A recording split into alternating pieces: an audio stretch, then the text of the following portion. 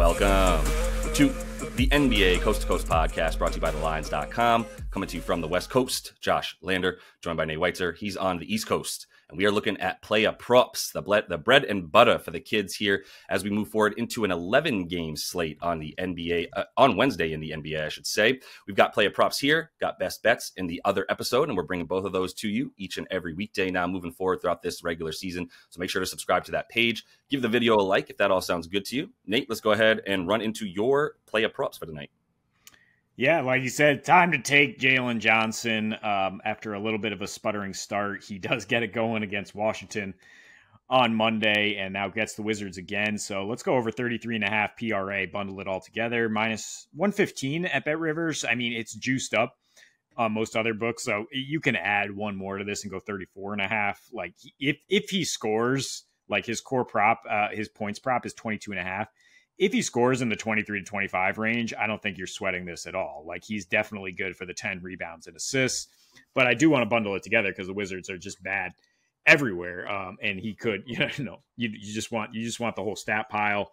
He does go 29 and 12 and 7 on Monday after a slow start for the Hawks. And I talk about in the game video, I like their offense to build on the momentum of a strong finish and to just roast this team that is probably missing Kyle Kuzma. I would be definitely more bullish on this if DeAndre Hunter misses another game, securing Jalen's playing time here. So definitely keep an eye on that. We do know Dyson Daniels and Bogdanović are out for the Hawks. So, I mean, either way, he should be playing a lot. And the ball's been in his hands a lot. I mean, so far this season, he's actually averaging more passes than Trey. 81 passes in this last game, 12 potential assists, got him to 7 dimes, 15 rebound chances. He grabbed 12 of those, and that's just what happens against the Wizards.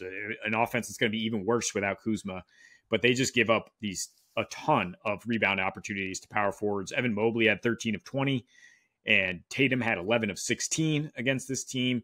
Last year, when JJ got a fair shake, like once he was not buried on the bench or injured, which happened in his first two against Washington, he had 24, 13, and 4. He had 19 rebound chances against this Washington Wizards team. And then I just throw out the weird occurrence where Atlanta only scored 99 against Washington.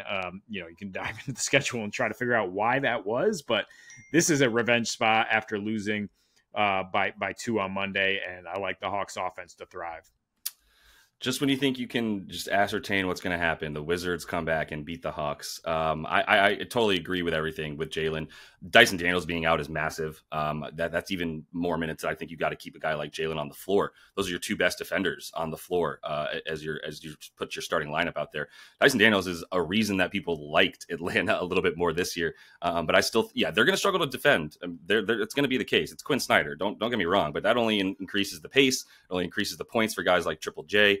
Or Double J, excuse me. And you can also look at some Trey stuff in this game without anybody. I mean, Dyson Daniels is also a secondary ball handler in a lot of ways. Not in a lot of ways. He was that for them. Played really well for Australia as like a point guard at times. So he's a key guy that Trey's going to have to kind of make up for. And they're going to have to keep JJ on the floor more because they don't have a great defender like Dyson Daniels out there with him. So let's go to RJ Barrett. You foreshadowed this for me in the best bets video because I also like points in this Toronto-Charlotte game. And I'm taking RJ Barrett. I think there's some ladder play opportunities here. I think the dude could go off for 30 tonight. But 22.5 points for plus money is still worth it for me for a full unit on FanDuel there. I mean, dude's about to take 23 to 25 shots. Like there's no other, starting NBA players besides Jakob Poeltl that are going to be playing with him in this game. You're going to get a lot of Davion Mitchell alongside him, not a scorer, as we know. You're going to get some Grady Dick. You're going to get some Ochai Agbaji and some Jakob Poeltl. There's just going to be a lot of dudes that are not necessarily able to break down other defenders off the dribble. Let's put it that way. You have RJ Barrett. He showed an ability to do that on Team Canada as well, by the way. I've almost been higher on RJ this year than Jamal Murray just from watching the Olympics. But I think the 23 plus shots for him is pretty likely in this one without Scotty Barnes, who has been the only dude out there with him that you also trust to have the ball in his hands, not playing tonight. He just took 21 shots in his first game of the season after missing 2 with Scotty Barnes out there. So I think you take Scotty Barnes out, you give him another couple of days of rest and his rhythm coming back. Like, yeah, this is going to be 23 to 25 shot time for RJ. So, I mean, I don't need to tell you how bad this team is for the Hornets. I mean, they'll be a little bit better in my estimation than last year, but that defense is still putrid. You can't really like effectively defend the rim with Nick Richards. I'm sorry, Nick Richards. It's just been the case forever. It's why this team hemorrhages points in the paint, why they hemorrhage points on opposing drives, and also against just guys who are going to get into the lane if you shoot your shots with closer to the basket, which RJ has done and has also put up those corner threes and even above the break threes this season, then you're good to go. So everywhere that the Hornets are best, they've been decent against the opposing ball handler in the pick and roll. I don't think you're going to see much of that with RJ. He's going to play a lot of one-on-one off the dribble, and I think he'll have a pretty good time doing it. Probably get the Cody Martin matchup. Not really worried about it. Yeah, I mean, you got to hope so. But I'll ask you, like, are you more concerned about the wind, coming back, only being able to go 29 minutes? Was that kind of foul trouble related, or was it just like he hasn't played in several weeks and overtime game only gets 29 minutes on Monday?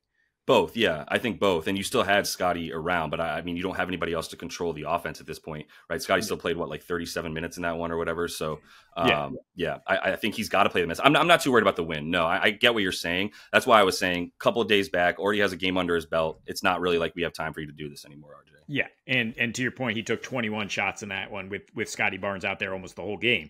Yeah. So, yeah, I mean, the volume alone makes this a good play, and I certainly hope so as we look to get RJ back and get the Raptors offense going a little bit here. A little bit. So I'll go to the Pistons Sixers. A couple angles in this game, but I'm going to take Jaden Ivey over 17.5 points, which is good. Minus 110 here. He's averaging 21 on the season. It's kind of like JB Bickerstaff was hired and the front office. I mean, I think they swept the front office too, right? Yeah. And so they were just like, all right, now we're playing the freaking young guys because we are terrible. And like, there's no reason to like ruin Jaden Ivey's confidence, which was Monty Williams' sole goal in life last year. Yeah. And so he's come out and just been far more efficient with a far more consistent role. His PER has jumped from 12.4 to 18.6. So even last year when he got 36 minutes, he was averaging 19 in those 36 minutes. Now, like I said, he's getting 21. Usage rate up a little bit. He's playing 33 minutes a game. Only failed to hit this by a half point, I will say, against Indy because he went 0 for 2 from 3. But that confidence seems to be rising. He just went 5 for 9 against Miami, a team that's much better guarding the 3-point line. And the reason I gravitate towards him, I was initially looking at Cade Cunningham, but I really respect Caleb Martin's individual defense, and especially in that matchup on Cade. So, I mean, Cade will get his one way or another. He'll probably be forced into a lot of turnovers, get a lot of assists, but Ivy just kind of gets to operate on the wings against an exhausted Tyrese Maxey, an ancient Kyle Lowry, or a fashion obsessed Kelly Oubre, who's probably still celebrating his bucket on the other end. So, like, the matchup is always going to be pretty good on the wing for Ivy. I mean, we saw him get 25 points on 34% usage in an April matchup against these Sixers. Even as a rookie, like one of his very first games, 18 points on 29% usage against the Sixers. And then the 4 meetings between, he didn't even get to like 28 minutes because, Monty Williams again. So I think it's a good time to get on board with Ivy, who's really become the secondary scoring option for them. Monty Williams, man. Hey, do you think we should put Jaden Ivey in? No, where's Alec Burks at? Put Alec Burks in. Okay, I guess. Let's put our free agent signing in for 1 year instead of our originally expected to be, pillar of a franchise player in Jaden Ivey. I'm so glad Monty's out of there. I'm very high on Detroit this year. I think this is a great find. This is not caught up to what Jaden Ivey is supposed to do this season. And everyone's so focused on Cade, who has started the season like a freaking battering ram. You're also making me start to think Caleb Martin unders in some way. If he's going to be busy on Cade Cunningham, he's not going to really have time to go get those boards. And he's been their power forward. So maybe there's other guys to get rebounds for the Sixers and you take those away from Caleb Martin. You got the wheels turning on that matchup there, to your point. So, and Tsunami Poppy's okay on defense when he actually tries, to your point, with Kelly Oubre, but I still don't think he's going to be given enough effort to stop a guy like Jaden Ivey who's going to be coming with it. So let's get to a late night game here. Let's go West Coast for a minute and talk about Zushak. Let's just change his name to Zushak. I don't know if anyone said that yet. It's right there in front of us, though. Just change the B to an SH, and we got Zushak, because this dude has been a killer this year. I'm going to combine the PR, the points and rebounds, just because, honestly. I think you can go. It's 17.5 points. I'm still not scared of it. It's gotten 23 at least in all 3 games this season. I mean, look, everything's up for him. I was waiting for this last year. I think we both talked about this. We both bet on Zubac plenty last year, going, as soon as we know that there's a situation where he's going to get 29, 30 minutes, we're smacking Zubac because we are very high on this guy. And they're finally playing him starter minutes. They're playing him Jokic minutes. He's up at about 36 minutes per game right now. And whether or not Ty Lue wants to do that, he doesn't have a choice because Mason Plumlee is out there in Phoenix and they do not have a backup center unless you consider Amir Coffey a backup center. No offense, Amir, you're a pretty good player as a backup chaos-inducing 4 or 3, not a 5. So this is why Zoo has been playing 36, 37 minutes. That's why he's gone over in all 3. And as long as the volume and minutes are there for our man, I'm going to keep going up with him. His volume and minutes are all the way up. 37 minutes a game, 16 field goal attempts, 22 and a half rebound chances. I rest my case, Your Honor. 16 field goal attempts for the man who is shooting roughly 70% from the field because none of it is anything but a little baby hook, and he is just using his body very, very well there. He's even averaging 4 assists per game, Nate. Now, it's only on 5 potentials, but centers don't really need very many potential assists to get assists because oftentimes it's either a kick out to a wide open shot or they're passing it down low to another big who's open as a result of the defense coming out to him. So Zoo should still be able to get those assists if you want to add him. It's over 2.5 is plus 130. I have no problem with a little sprinkle on over 2.5 assists with him as well. I left him out because I don't necessarily need to trust that as much for a center. Kind of like point guard rebounds. I don't really know how to trust that. It's got to kind of land in their lap in the situation. But if you look at his last 6 versus Ayton, 2 of those with Phoenix and 4 of them with Portland, 25 minutes a game, but 11 points per game and nine boards in 25 minutes. And that's probably right about his PER or his per 36 for this year as well, where he's actually getting the 36 minutes. But he only took 7 field goal attempts in those games as well. If you bump those up to his per 36, and that's considering that he was out there with Paul George very consistently last year as well, right? We're talking about 15 points a game, 13 boards on 10 field goal attempts. But I just told you he's taken 16 field goal attempts. So his per 36 as is against Ayton would kind of be enough to almost get you to 30 rebounds and points combined. You add in all the other stuff for how much better he's playing this year, I think it's a great matchup for him. Yeah, I mean, he's playing in a James Harden-centric offense now. So, yes. I mean, they compare him to like Clint Capella a few years ago where it's just like you're going to eat glass on the other end, and Portland's going to miss a ton of shots. So, yeah, maybe you just go with the rebounds if you're worried about a blowout here because the Clippers have handled business. And Portland, nice. I don't think, is as good as they showed in the back-to-back with the Pels. So they might not be in this game.